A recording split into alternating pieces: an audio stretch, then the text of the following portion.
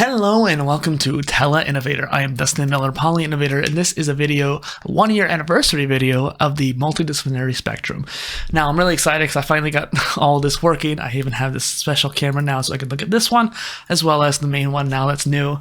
And the whole point of this video, too, is to express this idea of being multidisciplinary, doing many different things, and spreading it out across like a chart or a spectrum that you'll see later on in the video. With that chart, it allows you to kind of put yourself, hey, I identify more with this particular term, or perhaps maybe this one. And it puts you in a perspective like, hey, if I want to progress in life, well, what's the kind of number of skills and the areas of knowledge that I can learn in order to progress farther? And so it kind of gives you a point of like, maybe I don't want to be polymath, right? A lot of people will be like, why would I want to be? Like, we live in a specialist society. You're supposed to be known for one thing, and being a jack of all trades means you're flaky. And as we get into this video, you'll learn that those things aren't necessarily true. And so the whole point of this video, because I already did a mini series through the Omni content based on this topic and a talk last year. In fact, it was on this day, February 5th. Now it's night, but on this day where I did it last year. And that's why I wanted to do like a little anniversary thing, because it was a really big deal to me. I really wanted to get this spectrum out. And it was also the motivating factor for reinstituting the Omni content in the first place too. So I'm going to roll the intro. Stay tuned.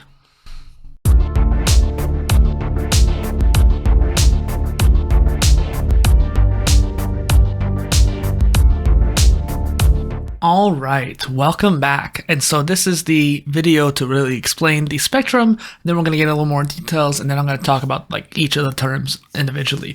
Now, if you want a more in-depth like talk about each one, go look at the mini series, which I'll link in the description below. And it has a playlist of all the videos that I used during my research for that series as well. So not only do you get my series that you can watch, but you can watch all the videos that inspire me to make that series as well. Now, here is the spectrum sheet. You can see it in the back here. Now you can see it on this screen. Now, this is kind of a rough, like this is V2. It's not even really the best version I could make, but I really wanted to show you what it could be like. So as you can see, it goes in a straight line. Someone actually mentioned that I should put a line there to kind of just give a visualization aspect. But in the very corner here, you can see the specialist. And so that's obviously the single pillar. And then on the far side, you have like the polymath, which is like multi-pillars, so to speak. Now, something that I talked to someone on my show, Mark Go, he said that multipotentialites are almost like pluripotent, which are in more biology term, I think, where it comes to cells and how cells can adapt to many different environments. And so being multipotentialite allows you to have this kind of octopus effect, like my friend Perry Knoppert talks about in his octopus movement, where it's like multiple hands reaching out, and each hand has its own brain, like an octopus does. And so I think there's a real potential and a real beauty to multipotentiality. And so being pluripotent, I thought was a really well combination there, and that's why you can see some of these terms have different alternative names, so to speak. Now you get up to the next step, and actually the grade 1 out, so the gentleman scholar, it's actually a negative thing. The reason why I have it there is that I feel like more knowledge than multipotentialites generally have is like you're spending so much time learning, and at some point, instead of being a multipotentialite or generalist or T-shaped or specialist, instead of being one of those other terms, you become this gentleman scholar. And as I talk about in the Multidisciplinary Spectrum Omni content mini-series, or I'll just refer to it as a mini-series from now on, as I talk to about it on there, the gentleman scholar is kind of a person who just spends way too much time learning and not doing anything with it. And something I've learned while pursuing this modular degree of my own and creating it for other people too, is that if you spend so much time learning, you end up not actually doing anything with it. And that's what I just said. But here's the deal. If you don't actually use that knowledge, then you don't get to the problems where it forces you to learn more. There's a certain plateau that you hit by just learning from textbooks or videos and blog posts and all that jazz, where if you don't actually use it, or at least try to teach somebody else something, like using like the Feynman technique, breaking it down smaller and smaller. There's those YouTube videos where like a quantum physicist will explain quantum physics to a college person, high school person, middle school, and then like a toddler. And the way the person has to break it down gets more and more simple as they go on. And the ideas that they share with that person at different levels allows them to explain in different ways. And you're only able to do that once you get to a certain point of knowledge. That's why it's always an expert who's doing it. And even if you're only like in the middle, like let's say 50, 60 percentile of an area, that's still way more than a layperson would know. And so you can have that knowledge. But you don't actually get to that point as a gentleman scholar. And it says gentleman, but it's gender neutral in a way. It's just that's the term it's dilettante, if you will. I digress. Next, I would say is more the jack of all trades or T-shaped person. They're kind of on that same layer where if you're focusing on specialty, well, you've had hobbies, you've done sports probably growing up. Like even I did swimming at one point. So like everyone has usually some experience with sports, or at the very least, maybe playing ball outside or something. And so you have experience doing physical activity like that, or maybe doing video games, or maybe doing something along the lines where it takes skill. I learned how to play video games at a young age, and so I have a very deep skill in that area even 10 years ago. And so what I would say is, even if I'm going into one area, I'm trying to pursue to be a specialist, I still have a wide width. So I think a lot more people are T-shaped than they realize. And that's what I often try to say too about polymathy as well, is that a lot of people are more polymathic than they realize. And that's the whole point of the spectrum, where I wanted people who thought they could be, or perhaps didn't realize they were, to find where they might be on that spectrum and allow themselves to be applied to that spectrum. So something I talk about a lot is that it is in our very nature to be multidisciplinary and polymathic. Throughout our entire species development, it actually has been proven, at least to some degree, that we are generalists by nature, and that specialty is more of an adaptation for the most part, or at the very least, the uncommon norm, or the unorthodox thing. So, jack of all trades, master of none. Well, that doesn't actually really finish the full phrase. The full phrase continues, but oftentimes better than a master of one. And some of them often say, like, sometimes better than a master of one. But either way, it's a positive quote. Whereas most people misquote it by just saying half of it, the jack of all trades, master of none. Because if you spread yourself out, the opportunity cost of spending time with wise, so to speak at least, prevents you from going deep. However, by going wide, you get the cross-disciplinary knowledge where, okay, something in this trench or tree, whichever analogy you prefer, something in this trench of knowledge and this trench of knowledge, they actually apply to each other. And by having that symbiosis, if you will, it allows you to learn deeper in those areas that you wouldn't be able to see if you were just learning in one trench. Now, it is very useful to just do one trench, and I understand it. It's actually kind of a little bit more efficient in that way too sometimes, because you're actually able to dig deeper and you're focused on just one thing. But some people can't do that. Some people aren't naturally wired that way, and because of that, they're forced to try to go down one trench when they should be like an octopus reaching out. And by reaching out, they find something they really enjoy, and that's what David Epstein talks about in the book Range. By finding what they enjoy, they're able to dive deeper into that because they're passionate about that one thing. And when you look at it fully, then our specialist society that we live in starts to look a little bit different, because if you're the kind of person with all your hands in different cookie jars, being forced into one little hole really does not help you out at all. So what does it mean for people like us who are of multiple skills to be pushed into specialty? Well, as the author Robert Heinlein says, specialization is for insects, because ants, for example, they try to find the best task they can do, and they do it well, and that's what they one thing do. So they get one kind of ant to work on that one job, another kind of ant to work on another job. Whereas we're humans, we're complex beings, we can do very many different things. I'm looking at two different cameras while running an OBS window, a Firefox browser, another Firefox browser, while having a completely decked out setup that I built myself in order to figure out how I wanted to do this effectively.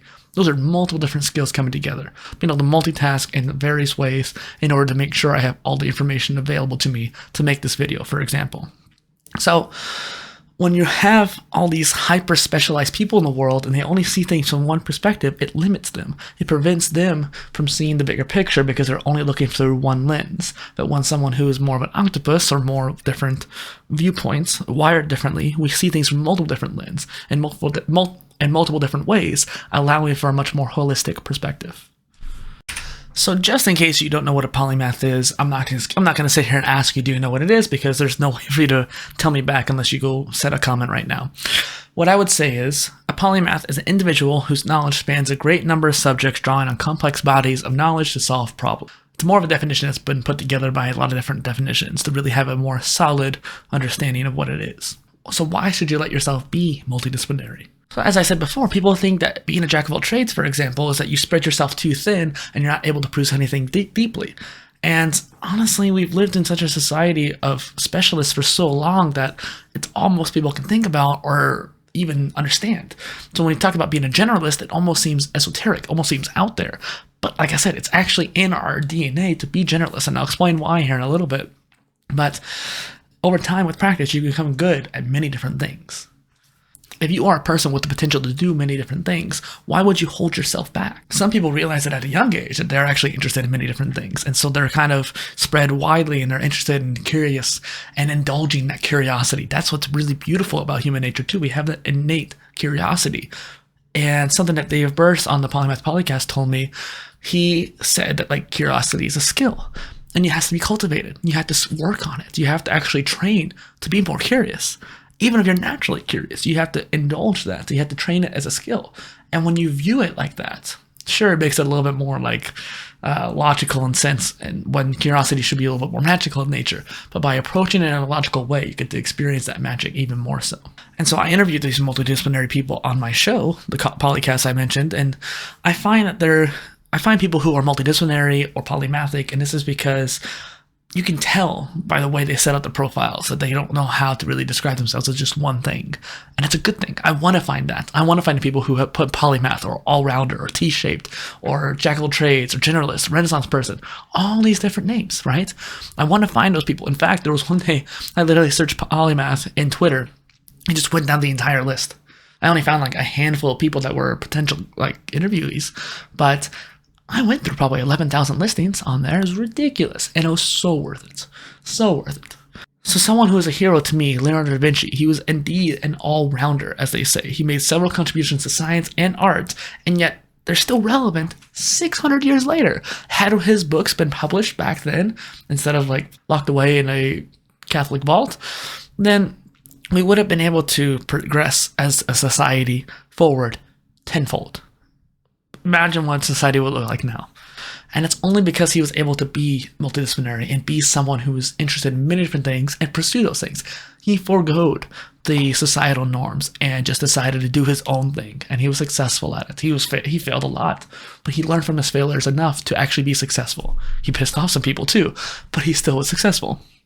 And I feel like the best people in the world piss off a lot of people too. Maybe that's just me projecting though. So I ask you all, what is a polymath to you? That is a question I ask all my guests, and because of that, I'm actually going to be releasing a video that's a compilation of all their answers, which will be amazing here soon. But seeing the perspective of each individual guest, and I'm really hoping that people who watch this leave some comments, because I really do want to see what you guys say, is that it's an interesting dynamic. Every single person says something different, even though they're all coming from the same page, so to speak. It's a matter of perspective and what it means to them. And if you want my answer, I would say constant progression. So as a specialist, you end up trying to be as best you can in that one field, and so you're trying to progress forward in that one area. But there's going to be points of plateaus and dead fields, and this idea that at some point you're going to stop progressing, and you have to work hard to go past it. The idea behind skill tree-based learning that I talk about in the modular degree allows for this wide range of different modules and courses to be all interleaved into one big course, or even degree if you want to go in that if you want to go on that scale. But that same idea can be applied to your skill set and your areas of knowledge in life, like a whole like a whole forest of knowledge, like I talked to Abhishek Lahoti on my show as well. And so this whole idea that there's multiple different pathways allows you to actually go down different ones. For example, I was playing Ori and the Blind Forest the other day, and it's a very simple skill tree. You have one path that's more of like, hey, these are the skills you have, like a triple jump, for example. Or there's another path where it's like, hey, you can see all the different items on the map. Another path that's more combat-based, so the fireball can be a little bit stronger. And each of those paths are very important, and depending on which one you do, it allows for different gameplay styles.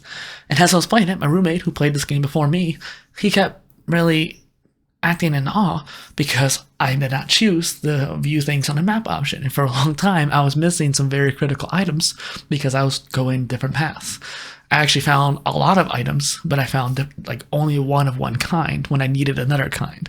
And so it wasn't until I unlocked that pathway until I found those items. And so I was stuck down the other two pathways until I started going down this one. And that same analogy can be applied to areas of knowledge. So even if you hit a plateau in one specialty, you can move on to another, build that up more, and by the time you get to that point, it only takes time. It's only a matter of time. By the time you build that up, it allows for you to either, from that perspective, find a solution, or be able to find a solution because you can think differently and you have a different way of processing things. So I encourage you to challenge the norm and fight that stagnancy. Always strive for that constant progression. And it is in our human nature to be polymathic. Whether or not you are a specialist or a generalist, it's in our nature to try to do many different things. And a lot of people forget that hobbies and just things you do for fun, like video games, those are all skills. They all end up being things. For example, down the line, I may start streaming my video games online, which is a form of content creation, and that way I can actually take my hobby that I do for fun, decompression, and actually do something else with it as well. Hopefully it doesn't like strain my enjoyment of it, but honestly I probably won't really feel that much different for the most part. And so that's another progression in that skill set. And maybe I'll go back and just play games for the sake of playing games. I've seen streamers do both things. And I mean, ironically, to make this video, in order to get both of these cameras to work, I downloaded OBS Studio. Again, for the first time in years. I was using Gamecaster and I really enjoyed it, but for some reason it just wouldn't let me do multiple scenes the way I needed to with these cameras. So I decided to download OBS, and now I'm able to switch between them very easily. And it's because of a need I had towards finding this recording software, and this recording software may end up being a better choice than Gamecaster. I don't know yet, but I can experiment with them both. And now that I have OBS installed because of a different reason, a different pathway, recording's way different than streaming, I have a point now to actually try using this for streaming. And it's just something I wanted to use as an example. So how do you know where you are? How do you know what level you might be? Let's look at this screen here, right? Let's turn on the camera. Perfect. I created this spectrum with the purpose of making the world of polymathy more inclusive. There is this preconceived level of achievement in our heads that we think we need to be polymathic, when in actuality, it's not actually a certain level you have to achieve. And I really like this chart that I made more so. And just so if I move this out of the way, you can see the width right there too. And the idea behind a more circular approach allows for a dual pathway versus the other one, which seemed really linear. I almost want to make an infinity symbol based one because there's a lot of just overlap for the most part. Now, I'm looking at this with a smaller screen, but once again we talk about that same level, the jack of all trades and T-shaped, then you start getting into the actual meat of things, the specialist versus the generalist, the monomath versus the scanner, as they say. And so the scanner allows for this kind of idea that, hey, there's a lot of different unique ways of perceiving, and these scanners often are generalists by nature because of the way they perceive the world, whereas specialists are focused on one thing. Then you have like this Renaissance person, and I feel like I didn't know exactly where to put it, but I knew that I wanted to put it underneath Polymath, all the different versions, which we'll talk about here in a second too. And so this idea of like where you are on the spectrum really should kind of go based off of the levels of knowledge and how many areas of knowledge. So I guess the levels of it times how many areas. And so, for example, jack of all trades, I would say there's probably like 6 to 8. There's a lot, maybe 4 or 5. It depends on who you are and that kind of thing. T-shaped is like one big one with maybe 3 wide ones. Specialist, 1. And this kind of thing of like a generalist is probably more like 4 to 5, maybe 6. So it's a little bit less than jack of all trades. Then you get to more these higher levels and it starts to get lower. They say polymathy is more on maybe 3 to 4. The niched polymath can actually be either the same amount or more. And so let's get into that term right there. I would consider poly-innovator to be a niched polymath. My whole idea of a polymath of innovation automatically puts me in that innovation category, which innovation is a very broad term. So obviously there's a lot of wiggle room there. Like what am I innovating and what areas is an innovator even needed per se. So poly-innovator is kind of a weird term in and of itself, and I made it to be a personal brand from the get-go. So there's this level of complexity to that. But let's say you're a niched polymath in the life sciences, and so there's a lot of overlap between different areas. Or perhaps you're a niched polymath in content creation, right? I would consider myself that, where you have streaming, gaming, live, audio, written, video, all these different areas that all come together. They're all different skills, and they're all very deep in their own right, but as a niche of being a creator or influencer, whatever you want to say. And so it's a really unique perspective there. And I feel like the niche polymath isn't too deep, so to speak. You're not going to be in the top 20 percentile of everybody in the world per se, although like people like Mr. Beast might be. And then you have like the Expert-Generalist, which is kind of like the niche polymath, where it's the same amount of areas, but they're much more disparate. So instead of just like content creation, it's also like swimming in my case, or maybe gaming is another one too. And then like exercise, like those are all my areas of knowledge, and content repurposing I would consider to be kind of separate as well. And so, I mean, they're different areas, but they're still techie. There's still kind of a big bubble there. Perhaps maybe another example would be like you have exercise, computer stuff, which includes gaming and content creation. Then you have woodworking and electric wiring. I keep looking at the 3 red dots instead of the camera, so if you see me looking away, that's why. I'm still getting used to this. But those are 4 different disparate areas, and that's more apt for a polymathic approach. And then you get to the polymath level where those 4 different areas are even deeper. So maybe the expert generalist is anywhere between 55 to 70% of knowledge in that area, whereas the polymath is like top 20% or maybe top 30, depending. Like there's a lot of researchers in this area trying to decide what really makes a polymath, and that's not what I'm here to define. I'm just here to define the basics so you can kind of get an idea. And then you have the universalist polymath, and that's someone like Leonardo da Vinci, where he literally had 15 different areas, and that's just insane to think about. And then the Omnimath and Multipotentialite, I felt were 2 ends of the spectrum. Multipotentialite, the potential to do anything, right? It's kind of like the bottom open up. There's nothing lower than that, but there's also nothing like really needed to be higher, because you can be multipotentialite and not the other stuff too. It is kind of a different term compared to the rest of them. You can be multipotentialite, and it's just the way you think, maybe not necessarily defining your disciplines. I just like it on this list because it's a useful term. And then you have the Omnimath, which is a weird term because it just means all. You know all. Omnipotent, omnipresent, like it's not real. It's not actually something you can achieve per se. But the Omnimath kind of gives you a top, right? Like knowing all, or knowing all that you can know. That's what people thought polymaths could be or were. They knew everything. Even Leonardo da Vinci didn't know everything. He knew most of things, and he knew a lot of wide-ranging things to a certain degree. But even he had his limits, and he only had so much time in his life. And he lived a long time for people of that age. And so it was just interesting to think about even him, even other people in like the Islamic Renaissance, they didn't necessarily achieve the Omnimath, so to speak. And I feel like without a time machine, you won't be able to. And even then, over time, we learn so many new things in an area, any given subject, that you can technically never know everything. So I digress. This idea behind being polymathic or being multidisciplinary, that's why I wanted to make this video, because it's insane to me how we try to be just specialists or just multipotentialites or just jack of all trades when there's so much potential to do more. On the left side of this particular pathway, we see all this blue here, and I just want to touch on it real quick. Yes, there's a specialist, and yes, you can even have a hyper specialist too, maybe over here per se, where you're just going even more linear. But I really think the hyper specialist is right here. It's just spending more time here. And then if you want to get another degree, right? You're a doctor who ends up getting a coding degree or something like that, or computer science, so you can make a doctor app. Then you're a dual specialist. And then you have a tri-specialty. And then you start getting into the polymath and then universalist polymath level. I would almost even say there needs to be an arrow right here to this. And so I would say polymaths are the key to the success of the future of humanity. And it's a bold statement to make, but I believe it's true. We need people who are generalist and polymathic to achieve all the innovations that we needed. And that's why I created PolyInnovator, so I could become one of those people. And the endeavor I did beforehand, the United Living Construct, was made to be a hub of innovation for people who are polymathic and innovators. Even if you're not polymathic, if you're a specialist innovator, you have a home there too. But that's the whole point. And so just for a few resources, there's Range by David Epstein, The Polymath by Waqas Ahmed, and Pursuit of Polymaths by Dr. Angela Cotalesa. Those are 3 books that, if you want to learn anything about polymathy, those are the 3 first ones you should check out. And then beyond that, there's this whole idea of just pursuing what we feel like we need to do. And so not only is it in our nature to be multidisciplinary, curious, and overall a generalist, but that as a species, we could achieve an exponentially greater amount of success in the future if people just realized their potential to do many different things.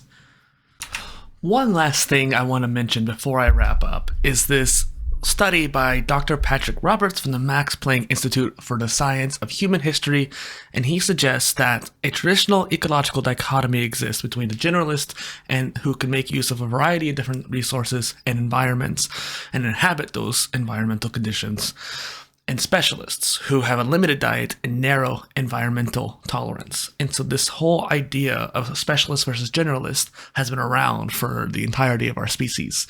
And yet it is because the generalist that basically this doctor believes we are able to survive compared to the other hominins such as Homo erectus or Neanderthals, whereas they were dying out for the most part because they couldn't adapt to the other aspects of the globe.